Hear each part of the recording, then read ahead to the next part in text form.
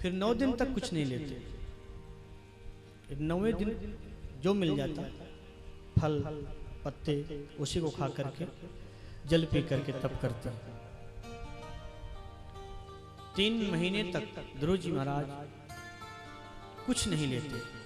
धीरे धीरे धीरे धीरे तपस्या को बढ़ाते गए। तीरात्रांते तीरात्रांते कपित बदराशन आत्मवृत्त्यनुसारेण माशं नित्यर्चयन् हरिम्। अखंड भजन चल रहा है ध्रुव जी महाराज का। और 5वां महीना जैसे प्रारंभ हुआ, पंचमे मासनुप्राप्ते जितश्वासो नृपात्मजः ध्यायन् ब्रह्मपदैकेन तस्थोस्थाणुशिवाचलः।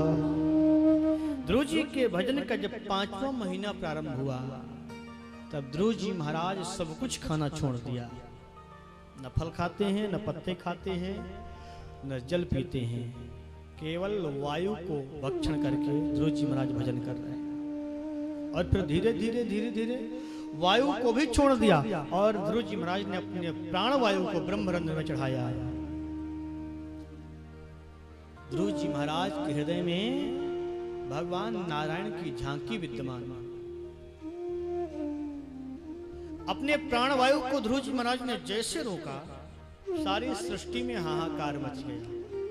देवता लोग घबराते घबराते गए ब्रह्मा जी के पास में। नैवं विदामो भगवन् प्राणरोधम चराचरस्याखिल सत्पधाम्ना विदेहि तन्नो व्रजिनाद् विमोक्षं प्राप्ता वयं त्वां शरणं शरण्यम्। हे पितामह, हमारी रक्षा करो, हमें बचाइए, हमारे प्राण क्यों अवरुद्ध हैं। ब्रह्मा जी ने कहा, जो हालत तुम्हारी हो रही है वही हालत तो मेरी हो रही है। पता नहीं ऑक्सीजन लेना बंद कैसे हो गया। और इसी तरह अगर रहा तो सृष्टि समाप्त। ब्रह्मा जी ने देवताओं को लेकर के भगवान नारायण के पास में पहुंचे और भगवान नारायण के पास में जाकर के बोलते हैं, प्रभु हमारी रक्षा करो, रक्षा करो।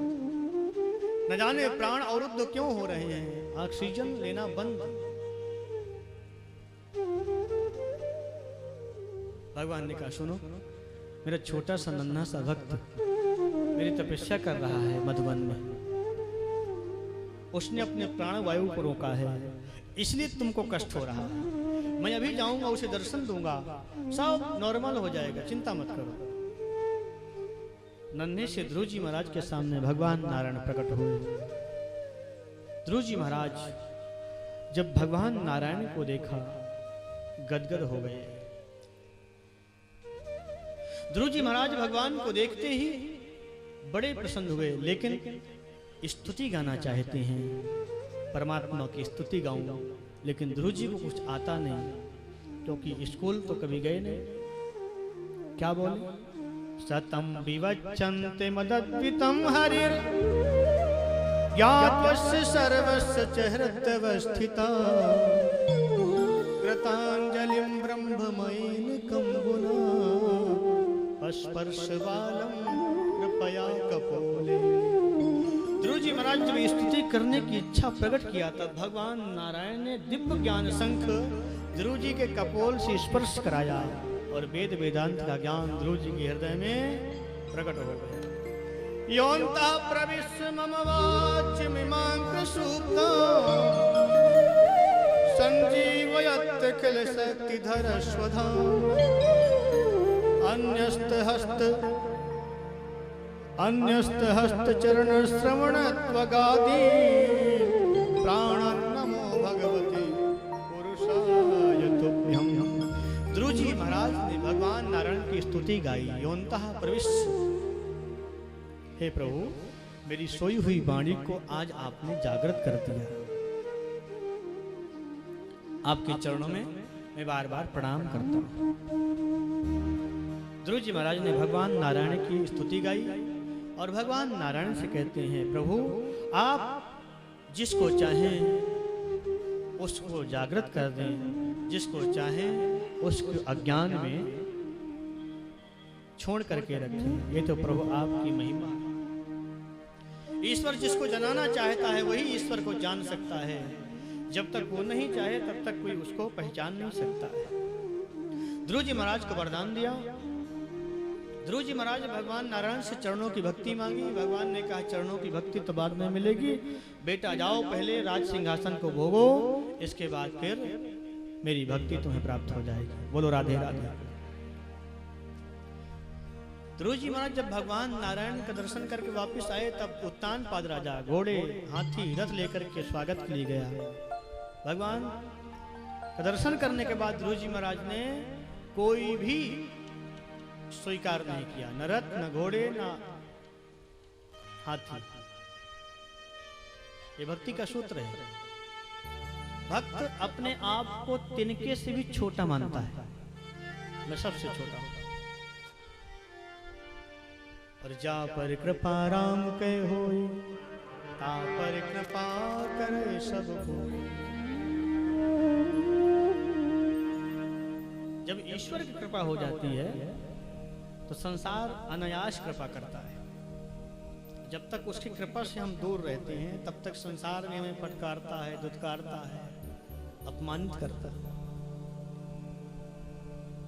स्वागत किया उत्तान पाद राजा ने, क्योंकि भगवान का दर्शन करके वापस लौट रहे थे और सिंहासन में बैठाल करके तिलक कर दिया। बेटा अब राज्य में रहने की इच्छा नहीं है। वही ध्रुव जी महाराज ने हजारों वर्ष तप किया और हजारों वर्ष राज्य को चलाने के बाद में, भोग भोगने के बाद में ध्रुव जी महाराज के लिए लेने के लिए भगवान के धाम से विमान आया।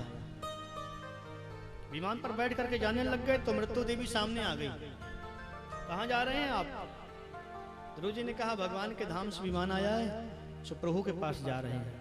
अरे भैया, यहाँ जो भी आता है जन्म लेकर के उसको मरना पड़ता है, पहले मुझे स्वीकारो, इसके बाद तुम भगवान के धाम को जा सकते हो। ध्रुव जी ने मन में सोचा, अच्छे खासे भले भगवान के धाम को जा रहे थे बैठ करके विमान में, ये देवी जी और आकर के बीच में बाधा डाल रही है। हाँ, यहाँ जो भी जन्म लेता है उसको मरना पड़ता है, यानी मुझे स्वीकारो, मैं इस लोक की स्वामिनी हूँ, मेरा नाम है मृत्यु देवी। तब तुम भगवान के धाम में जाओ, चाहे स्वर्ग में जाओ, चाहे साकेत में जाओ, चाहे नरक में जाओ, हमें कोई मतलब नहीं, पहले हमें स्वीकारो। ध्रुव जी ने पार्षदों की ओर देखा। भगवान के पार्षदों ने कहा देवी जी के बोलो जरा सिर को नीचे करे। और जैसे मृत्यु देवी ने सिर को नीचे किया, ध्रुव जी महाराज ने मृत्यु देवी के सिर पर पैर की ठोकर मार करके विमान पर बैठ करके भगवान के धाम को चले गए। मृत्योर मूर्धिम पदम दत्वा आरोहाद महद्भुतम। मृत्यु देवी के पर विजय प्राप्त कर लिया ध्रुव जी और भगवान के धाम को चले गए।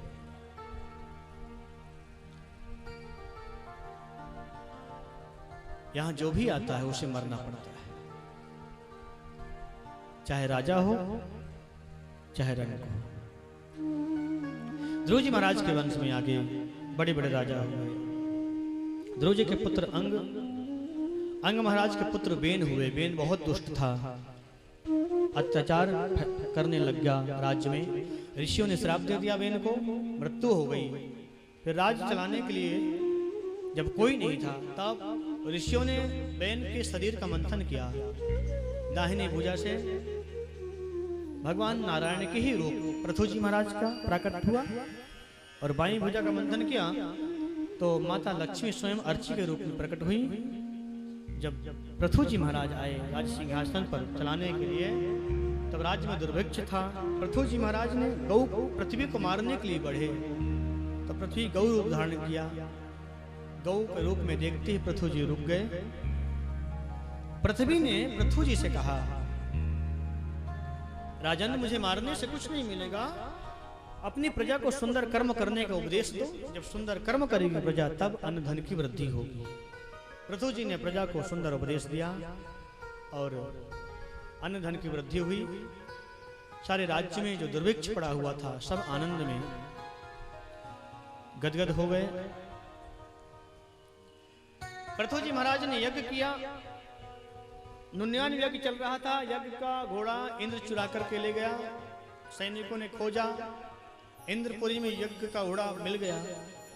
पृथु जी महाराज के पास में आकर के सैनिकों ने बताया, महाराज आपके यज्ञ का जो अश्व है वो इंद्र के इंद्रपुरी में बंधा हुआ है, आप उसको मंगवाइए और पुनः यज्ञ प्रारंभ करिए। और 100 अश्वमेध यज्ञ जो कर लेता है उसे इंद्र का सिंहासन मिल जाता है। बोलो राधे राधे। इंद्र को चिंता है कि ये मेरा सिंहासन न छीन ले। और कोई भी यहां भजन करने के लिए बैठता है तो सबसे पहले इंद्र के सिंहासन के बोल्ट ढीले होते, सिंहासन हिलने लग जाता है। भैया ये भजन करने के लिए बैठा है, जरूर मेरा सिंहासन चाहता है। ऐसी सत्ता को लेकर के क्या करेंगे जो हर समय भयभीत होना पड़े। ये सत्ता को ये न छीन ले, ये न छीन ले, ये न छीन ले। सत्ता में कहीं बैठना ही नहीं चाहिए। सत्ता में बैठे हुए सत्ताधीश जितने भी हैं हमेशा 24 घंटा प्रतिद्वंदी से भयभीत रहते हैं। बोलो राधे। और ऐसा भयभीत जीवन जी करके क्या मिलेगा। इसलिए भगवान राम जब आए अयोध्या में, तब हमारे नगर के, देश के जन समूह इकट्ठे होकर के भगवान के पास में गए और भगवान राम से बोलते हैं, आप किस लिए आए हैं?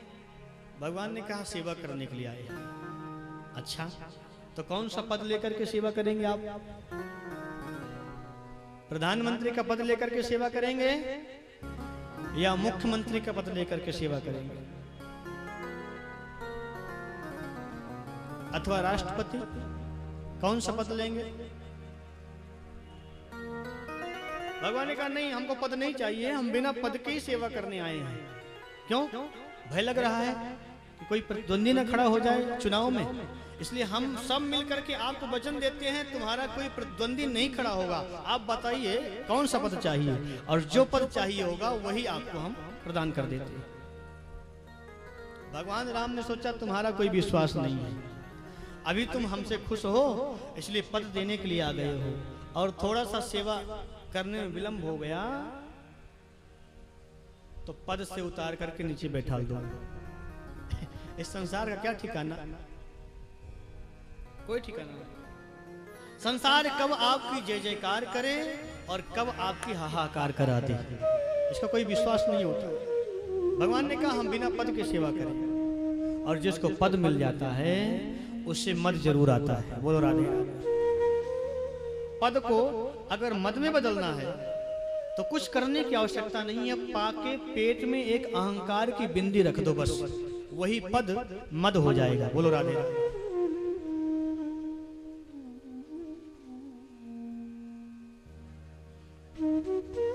तो ऐसी सत्ता को लेकर क्या करेंगे? पृथु जी महाराज ने कहा, हमको यज्ञ नहीं करना है और भगवान को दर्शन देना होगा तो इसी यज्ञ में ही दर्शन दे देंगे, हमें स्वर्ग का सिंहासन नहीं चाहिए। अरे सिंहासन मिलने के बाद भी अगर चोरी का स्वभाव जीवन से न जाए तो ऐसे इंद्र बनने से क्या लाभ है। और 99 यज्ञ में ही भगवान नारायण प्रकट होकर के दर्शन दे दिए। पृथु जी महाराज से कहते हैं, प्रभु मैं तुमसे बहुत प्रसन्न हूँ, वरदान मांगो, क्या चाहिए? पृथु जी कहते हैं, भगवान अगर देना ही चाहते हैं तो बस एक ही वरदान, न कामये हम गतिमीश्वरा परा। प्रभु अगर वरदान ही देना चाहते हैं तो बस प्रभु, और मन में कोई कामना नहीं है। न कामयेनाथ तदप्यहं क्वचिन् न यत्र युष्मात् चरणाम्बुजाशवः महन्तमान्तर्हृदयान्मुखाच्युतो विधत्सु कर्णायुतमेष मे। मेरे मन में कोई कामना नहीं है। प्रभु कहते हैं, मुझे वैभव नहीं चाहिए, मुझे राज्य नहीं चाहिए, मुझे ऐश्वर्य नहीं चाहिए। क्या चाहिए? हे प्रभु, महापुरुषों के, संतों के मुखारविंद से निकलने वाली जो आपकी अमृतमयी कथा है, उस कथा को सुनने के लिए मेरे कानों में 10,000 कानों की शक्ति प्रदान कर दीजिए आप। ताकि निरंतर आपकी कथा का रसपान करता रहूं और शाश्वत आनंद और मस्ती में झूमता रहूं। ऐसे ऐसे भक्त भागवत में हुए हैं, 10,000 कानों की शक्ति कथा सुनने के लिए मांग रहे हैं। भगवान ने कहा भले आदमी, ये संसार के लोग 2 कानों का सदुपयोग नहीं कर पाते हैं, तुम 10,000 कान की शक्ति लेकर क्या करोगे? प्रभु जी कहते हैं 2 कानों से कथा आपकी सुनता हूं तो तृप्ति नहीं होती है, मन नहीं भरता है। 10,000 कान चाहिए मुझे ताकि आपकी कथा को सुनता रहूं। भगवान ने वरदान दिया पृथु जी को। इन्हीं पृथु जी महाराज के वंश में हविर्धान हुए और हविर्धान के पुत्र अंतर्ध्यान हुए और अंतर्ध्यान के बाद में प्राचीन बरही राजा आए, जिन्होंने यज्ञ किया पृथ्वी पर, बहुत यज्ञ किया और यज्ञ के बदले कुछ पशुओं की, बकरों की बलि दिया। प्राचीन बरीहे के अज्ञान को दूर करने के लिए संत नारद जी महाराज आए, उनके पाप को स्मरण कराया और उनके अज्ञान को दूर किया। धर्म की परिभाषा, धर्म ये नहीं कहता किसी को कष्ट दो, किसी को दुख दो।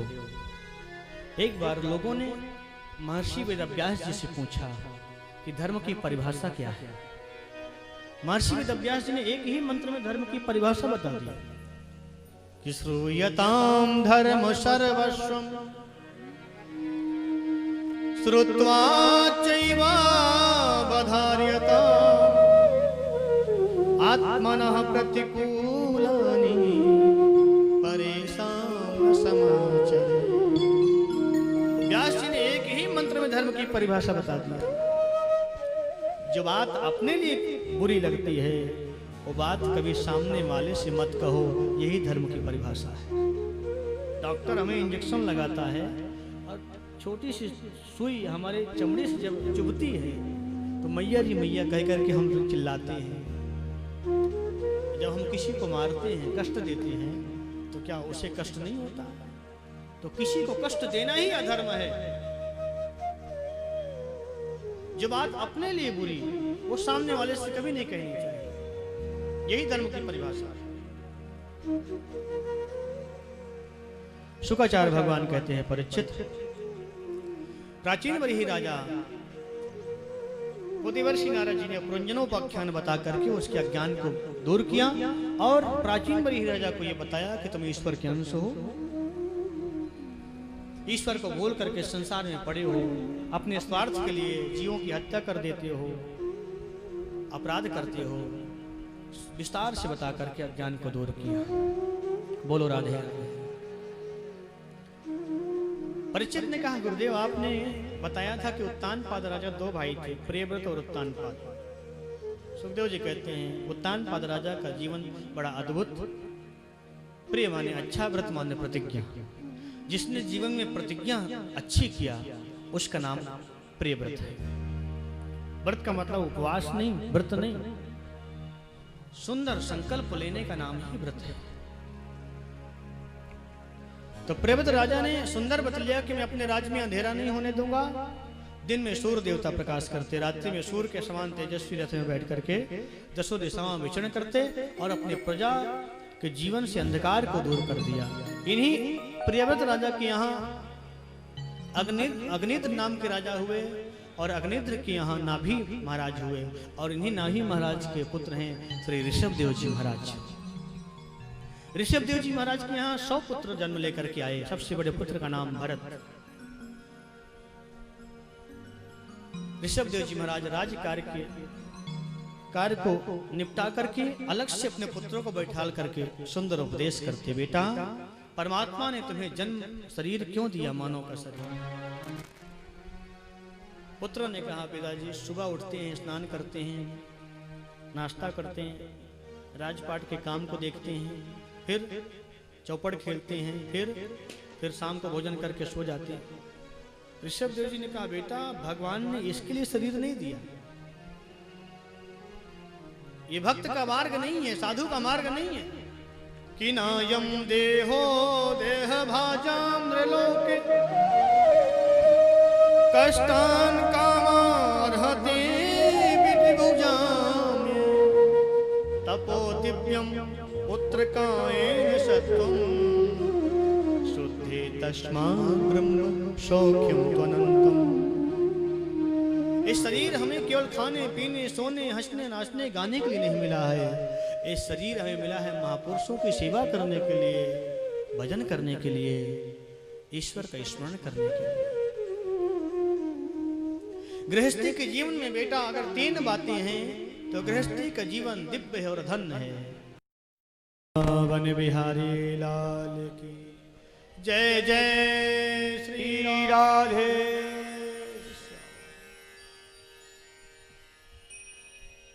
ऋषभदेव जी महाराज सुंदर उपदेश दिए और 89 पुत्र उसी समय सुंदर उपदेश सुन करके वन को चले गए। भरत जी महाराज राज्य में थे। एक दिन ऋषभदेव जी महाराज ने अपने भरत पुत्र को गद्दी पर बैठाल करके और ऋषभदेव जी भी जाकर के एकांत में विचरण किया। चाह गई चिंता नसी मनुआ बेपरवाह, जिसको कछु न चाहिए सो ही साहस। जीवन को लक्ष्य बनाओ, परमात्मा स्मरण, परमात्मा मिलन, वही जीवन श्रेष्ठ होता है।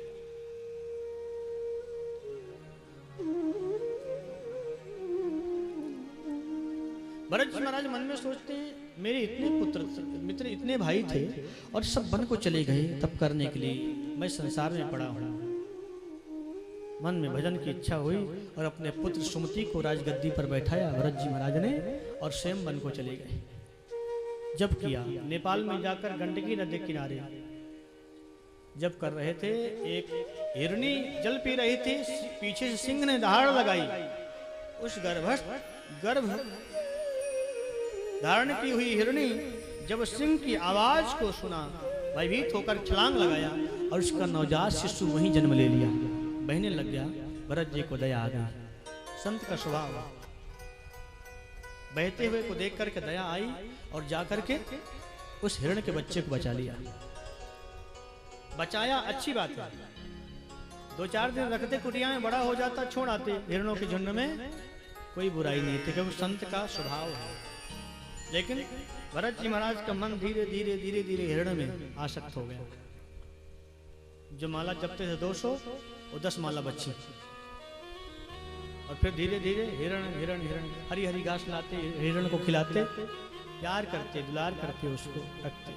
एक दिन ध्यान में बैठे थे, हिरणों की झुंड आई और वो हिरण का बच्चा साथ में दूर चला गया। जब ध्यान से उठे देखा हिरण नहीं, हिरण हिरण हिरण हिरण चिल्लाने लग, कहाँ जाएगा, कहाँ रहेगा, क्या खाएगा, क्या पिएगा, माँ भी नहीं है। सोचने लगे, अंतिम समय आया तो हिरण हिरण, न राम की याद आई न कृष्ण की याद आई, हाय हिरण हाय हिरण हाय हिरण। और जब शरीर छूटा तो अगला जन्म हिरण का मिला। बोलो राधे। अंत गति सो मति, अंत समय जिस स्वरूप का लोग चिंतन करता है जीव, उस योनि में जाना पड़ता है।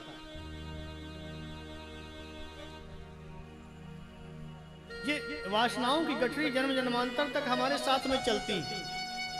एक बार गुरु नानक देव जी लाहौर की मंडी में शिष्यों के साथ विचरण कर रहे थे और चलते चलते हंसी आ गई गुरु नानक देव जी को। शिष्यों ने कहा, गुरुदेव आपको हंसी अचानक कैसे आ गई? बोले, हंसना क्या अपराध है क्या? बोले, अपराध तो नहीं, लेकिन हंसने का कोई कारण नहीं हमको दिखाई दिए।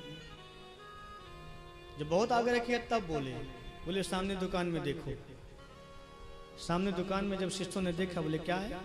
बोले देखो बकरा जाता है उस दुकान में और दुकान में रखे हुए सामान पर बार बार मुख लगाता, और दुकान में बैठा हुआ जो सेठ का बेटा है बार बार डंडा मार करके भगा देता, और ये बार बार दुकान में जाता है।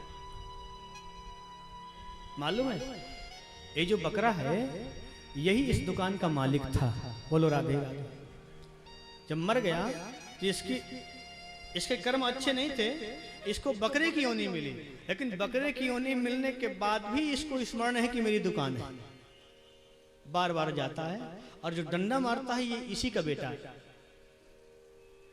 तो वासनाओं की गठरी जन्म जन्मांतर तक हमारे पीछे चलती रहती है। कर्म अच्छे होते हैं तो श्रेष्ठ जन्म मिलता है श्रेष्ठ योनि में, और कर्म अगर अच्छे नहीं हुए तो जाने कौन से रूप में हमें अवतार लेना पड़े, जन्म लेना पड़े। हिरण बन गए। हिरण के रूप में ही पूर्व जन्म की स्मृति नष्ट नहीं हुई। एक दिन हिरण के झुंड में थे और वन में आग लगी, सारे हिरण भग गए और ये उसी अग्नि में अपने आप को नष्ट कर दिया।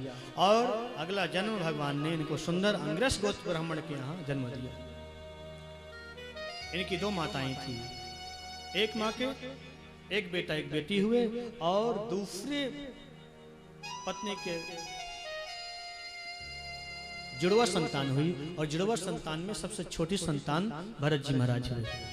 पिताजी ने देखा बहुत सुंदर बालक है, विद्वान बनेगा, यशस्वी बनेगा। जनेऊ संस्कार किया और गायत्री मंत्र प्रदान कर दिया। बेटा इस मंत्र को याद करके हमें बताना। 6 महीने बीत गए, भरत जी महाराज ने मंत्र याद करके नहीं बताया। सोचते थे मंत्र बताया, फिर कल कह देंगे सत्यनारायण की कथा याद करना, परसों बोलेंगे यजमान जी की यहाँ कथा सुना करके आओ, फिर बोलेंगे पंडित जी बंद करके शादी कराओ। जिन झंझट से मैं बचने के लिए इतना प्रयास किया, वही झंझटों में फंस जाऊंगा। 6 महीने तक एक मंत्र नहीं सुनाया। आता सब कुछ था। पिताजी ने सोचा, हे भगवान, मैंने सोचा था कोई बहुत बड़ा योग्य विद्वान बनेगा मेरा पुत्र, ये तो जड़ ही निकल गया, नाम ही जड़ भरत पड़ गया। रास्ते से जा रहे थे, सिंधु सौवीर देश का राजा रहुगुण कपिल भगवान के यहाँ आत्मज्ञान के लिए जा रहे थे। कहारों ने पालकी में जोत लिया।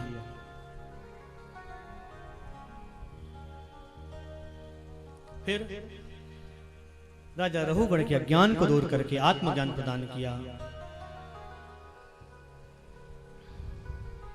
और बड़े विस्तार से राजा रहुगुण के अज्ञान को दूर किया। राजा रहुगुण ने कहा, मुझे आत्मज्ञान कैसे होगा?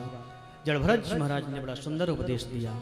रहुगणे तत्तपसा न जाति न चेज्जया निर्विपणात् ग्रहात् न छन्दसा नैव जलाग्निसूर्ये बिना महत्पादरजोऽभिषेकम्।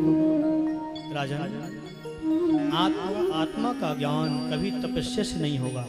रहुगणे तत्तपसा न जाति,